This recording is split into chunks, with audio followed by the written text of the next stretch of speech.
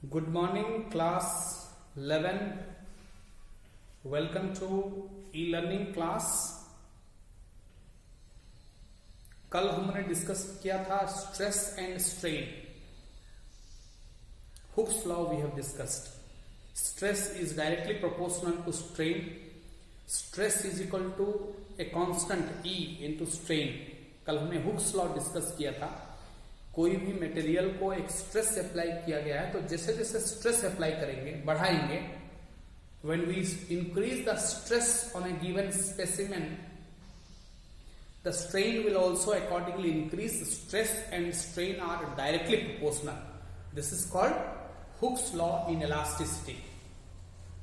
ठीक, आज हम यंग्स मॉडुलस ऑफ इलास्टिसिटी पढ़ेंगे और ये स्ट्रेस एंड स्ट्रेन का एक graph, the relation between stress and strain in terms of a graph हम लोग डिस्कस करेंगे. ठीक है, before we start stress strain graph for a given specimen और for a given wire, let us define a very important term, Young's modulus of elasticity.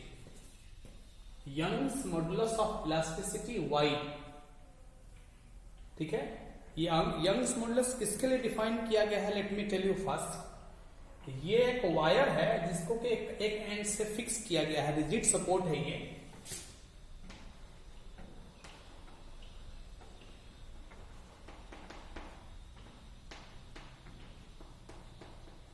क्या है? ये एक रिजिड सपोर्ट है और इसका एक वायर सस्पेंडेड है और इसको एक लोड दिया गया है. यहां पे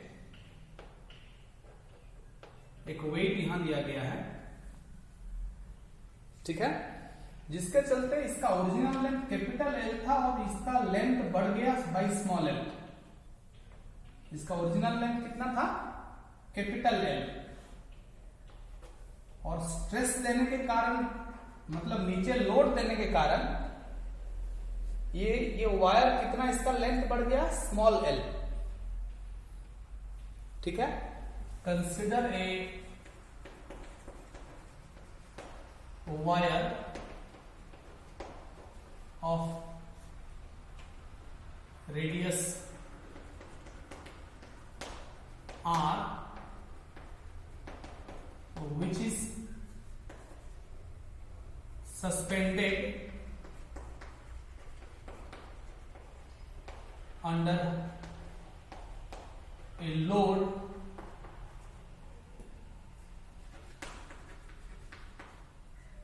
under a load mg, under a load of mg. ठीक है, which is suspended under a load mg. अच्छा, L is the original length of the wire और इनिशियल लेंथ भी इसको कह सकते हैं. And small L is the increase in length.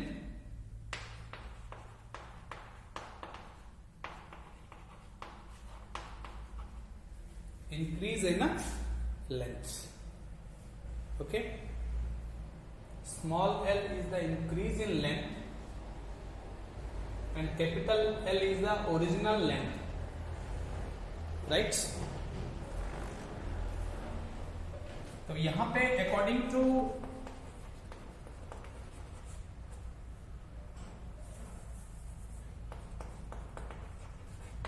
Hooke's law, according to Hooke's law, according to Hooke's law क्या होगा? ये स्ट्रेस इज इक्वल टू, देखिए ये वायर के लिए ये जो E है मॉडुलस ऑफ इलास्टिसिटी है, इसको यंग्स मॉडुलस कहते हैं. If it is a wire तो stress into Y into strain, जिसका मतलब है कि y is equal to Young's modulus of the wire, ये एक स्टील वायर हो सकता है, इज इक्वल टू क्या हो जाएगा ये स्ट्रेस बाय स्ट्रेन।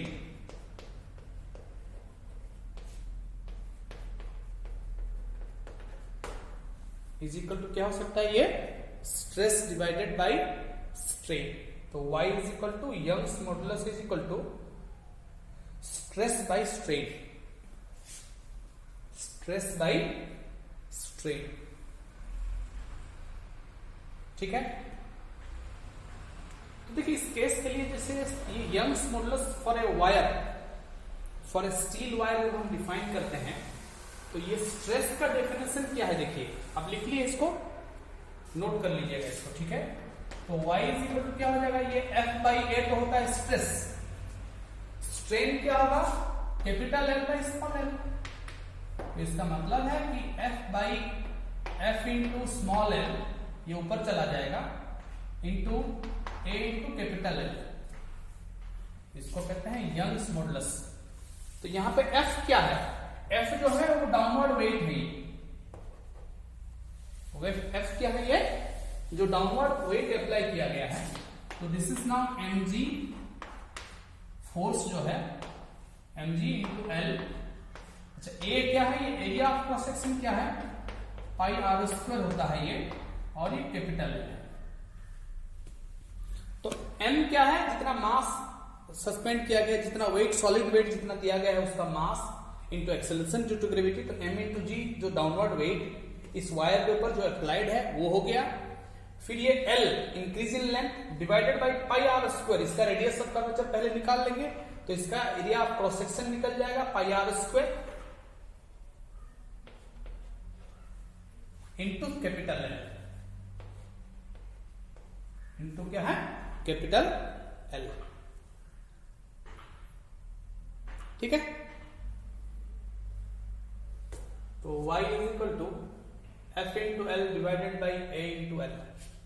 तो ये यंग्स मॉडुलस एक्सपेरिमेंटली, देखिए एक वायर का फिजिक्स लैब में हम लोग एक्सपेरिमेंटली ये सारा चीज फाइंड करके एक स्टील वायर हमको दिया जाता है और एक्सपेरिमेंटली हम उस वायर का यंग्स मॉडुलस निकालते हैं, इसको कहते हैं Young's modulus of the wire.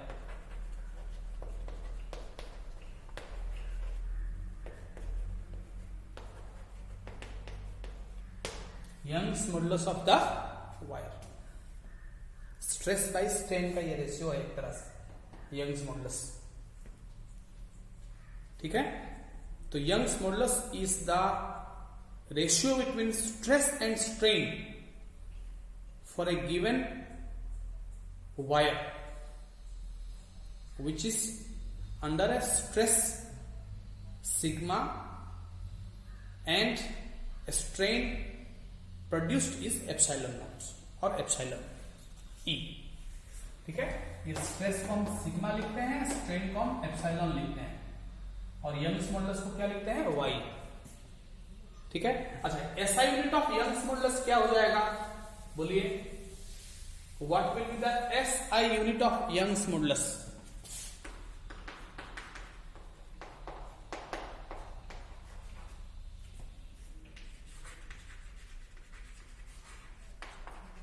SI unit क्या होगा यंग्स मॉडुलस का, देखिए लेंथ बाय लेंथ स्ट्रेन का तो कोई यूनिट नहीं है, लेकिन ये F बाय S स्ट्रेस का यूनिट है। स्ट्रेस का जो यूनिट होगा यंग्स मॉडुलस का भी वही यूनिट होगा। ठीक, तो y का क्या यूनिट हो जाएगा, newton metre to the power -2। ठीक है, और newton per metre square, newton per metre square. ठीक है, should I rub this parts, आप नोट कर लीजिए इसको।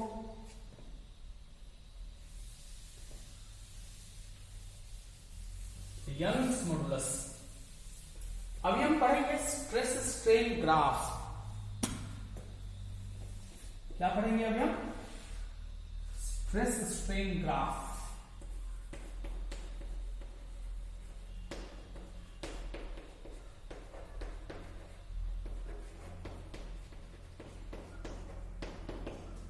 स्ट्रेस स्ट्रेन का क्या पढ़ेंगे हम लोग?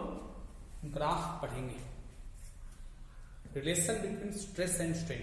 यहां पे क्या सिचुएशन है देखिए, सेम है, ये एक रिजिड बॉडी, ये एक रिजिड सपोर्ट है जिसने कि एक स्टील वायर को एक सर्टेन लोड देके ये किया गया है, सस्पेंड किया गया है, ठीक है। ये mg लोड दिया गया है विच इज डाउनवर्ड, ठीक है। और ये स्टील वायर का ओरिजिनल लेंथ पहले L था और इसका लेंथ बढ़ गया बाई ये लेंथ स्मॉल l, ठीक है। और यहां पे क्या किया जा रहा है कि एक पर्टिकुलर वेट दिया गया, मान लेते हैं कि 5 kg पहले अप्लाई किया गया, तब कितना लेंथ बढ़ा देखा गया, फिर इसको 6 किलोग्राम कर दिया गया, फिर कितना लेंथ बढ़ा देखा गया, तब उस केस में स्ट्रेन को निकाला गया, स्ट्रेस को नोट किया गया, और धीरे धीरे धीरे इसके ऊपर जो स्ट्रेस है उसको बढ़ाया गया।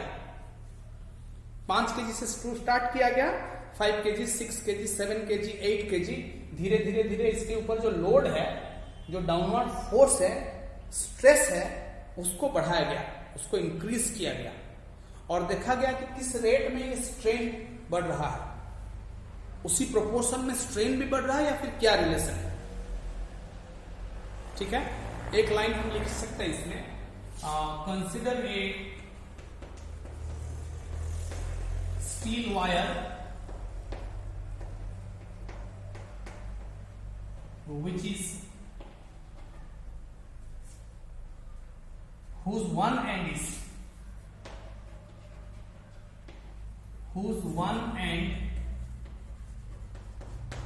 is fixed to a rigid support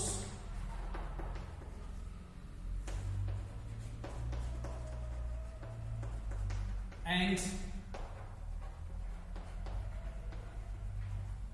another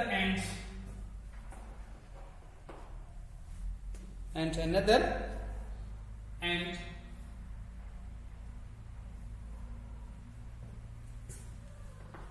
is suspended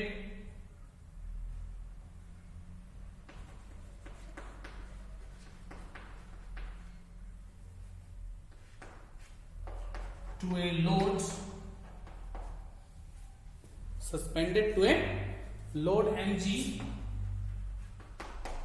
and the load is gradually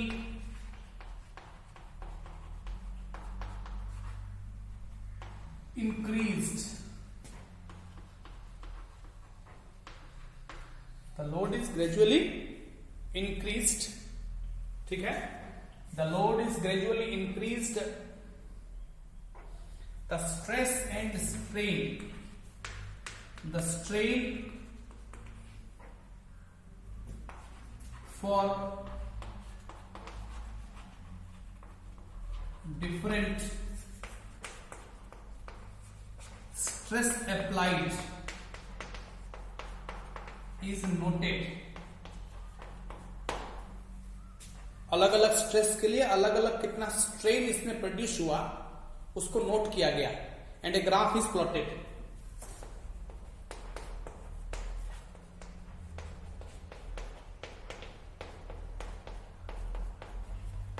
and a graph is plotted between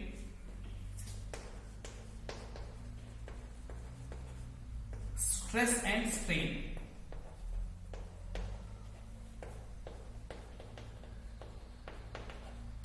and a graph is plotted between stress and strain, ठीक है। तो क्या ग्राफ होगा, आप इसको लिख लीजिए, मैं इसको ये राइटिंग को मिटा दूंगा।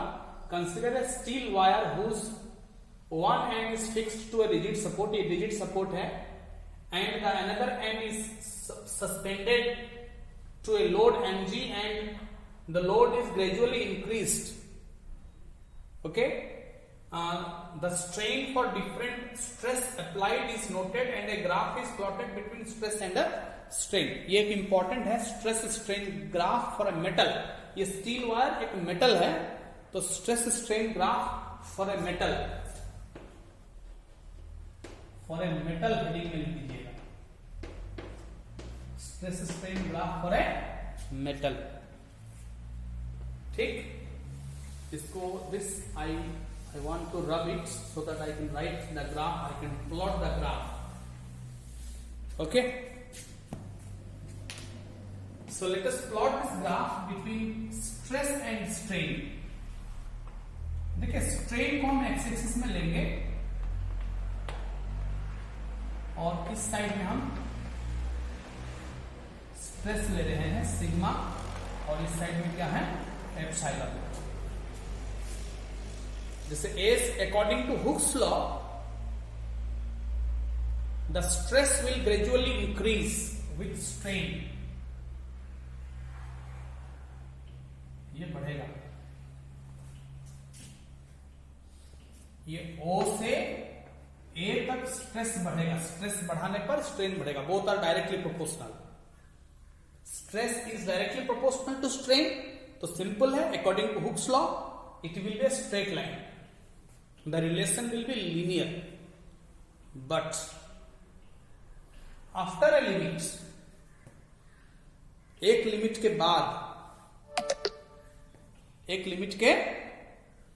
बाद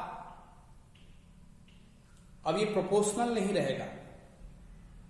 देखिए इतना तक जैसे ही हम लोड को निकाल लेंगे, फिर ये अपना ओरिजिनल लेंथ रिटेन कर लेगा, ओरिजिनल ये फिर कंप्रेस हो जाएगा, ओरिजिनल लेंथ में आ जाएगा। एक रबर को हम खींच के छोड़ दिए, छोड़ने के बाद फिर वो अपना ओरिजिनल लेंथ आ जाता है, यहां पर भी वही होगा। जब तक ये हुक्स लॉ वैलिड है तब तक ये फिर अपना ओरिजिनल लेंथ को ये रिगेन कर लेगा। ओरिजिनल लेंथ नहीं आया तो हम कहेंगे डिफॉर्म कर गया, देयर इज सम डिफॉर्मेशन। तो विद इन, देखिए ये इलास्टिक लिमिट है इतना तक, और भी ऐसा हो सकता है कि दोनों प्रोपोर्शनल में नहीं रहेगा, तब भी देखिए तब भी थोड़ा दूर तक ये प्रोपोर्शनल नहीं रहेगा। ठीक है, ये पॉइंट बी तक रहेगा, जहां पर कि लोड रिमूव करने पर ये अपना ओरिजिनल लेंथ रिगेन कर लेगा, ये इसका इलास्टिक लिमिट है। The corresponding stress up to which the material regain its original dimension, there is no deformation in the body, that limit of the stress is called elastic limit of the material। ठीक है, इसको कहते हैं elastic limit.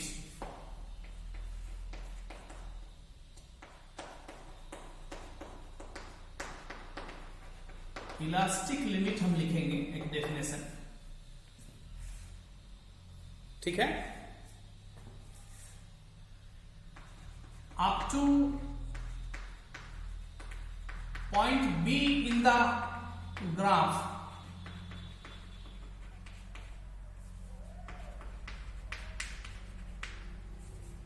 by removing the stress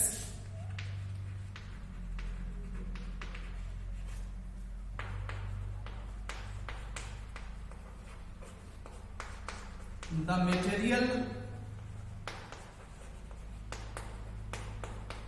regain its original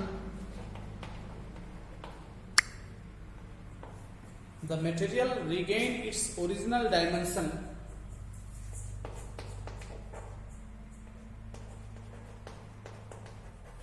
the material regain its original dimension, the material regain its original dimension, and there is no deformation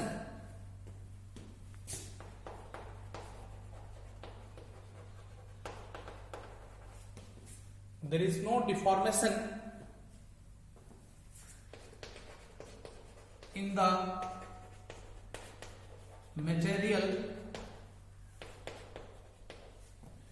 The maximum limits of the stress is called elastic limit.